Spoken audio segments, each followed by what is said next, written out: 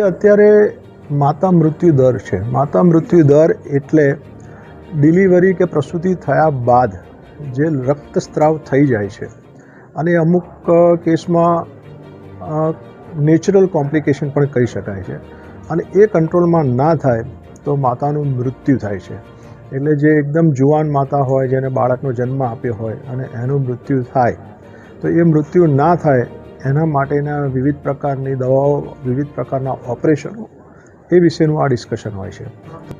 કરીએ છીએ, જે અમે પેટન્ટ કરાવીએ છીએ, જે અમારા દોરા પણ અમેરિકન પેટન્ટ થાય છે અને એ સૂચર્સથી ગર્ભાશયમાં કઈ રીતે ટાંકા લઈ શકાય અને બ્લીડિંગ રોકી શકાય એના માટેના પ્રયત્નો બધાને બતાવીએ છીએ.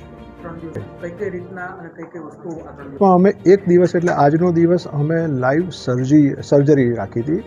સોલા મેડિકલ કોલેજમાંથી અમે આવા 4 ખરાબ કેસ જેમાં બ્લીડિંગ થવાની સંભાવના પુષ્કળ હોય એવા 4 કેસ અમે બતાવ્યા અને 5મો કેસ અમે એક સાદો બતાવ્યો કે જેમાં શું કરી શકાય. એટલે આ ટોટલ 5 કેસ અમે ત્યાંથી લાઈવ સર્જરી ત્યાં ઓપરેશન થિયેટરમાં કરી અને અહીંયા હયાતમાં અમે આની લાઈવ સર્જરી બતાવી કે આવા કેસમાં બ્લીડિંગ કઈ રીતે રોકી શકાય, જે થતું હોય છે અને એ બધું બતાવ્યું ત્યાં. અને અમને કુદરતી નસીબ સારું કે એવા કેસીસ આજે મળી ગયા. આમાં છે ને આને મેટર્નલ મોર્ટાલિટી રેટ કહેવાય, એટલે માતા મૃત્યુ દર. માતા મૃત્યુ દર 1 લાખ ડિલિવરીએ કાઉન્ટ થાય આખા વિશ્વમાં.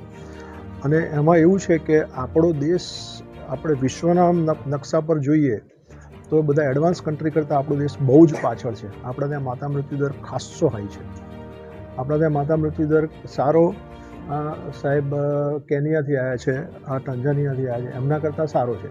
પણ આપણે ગણીએ કે ભાઈ અમેરિકા છે, ઓસ્ટ્રેલિયા છે, ન્યૂઝીલેન્ડ છે, સ્વીડન છે, સ્વિટ્ઝરલેન્ડ, એ બધા કરતાં આપણે ખૂબ જ પાછળ છીએ. અને એશિયામાં પણ આપણે શ્રીલંકાને એનાથી પાછળ છીએ.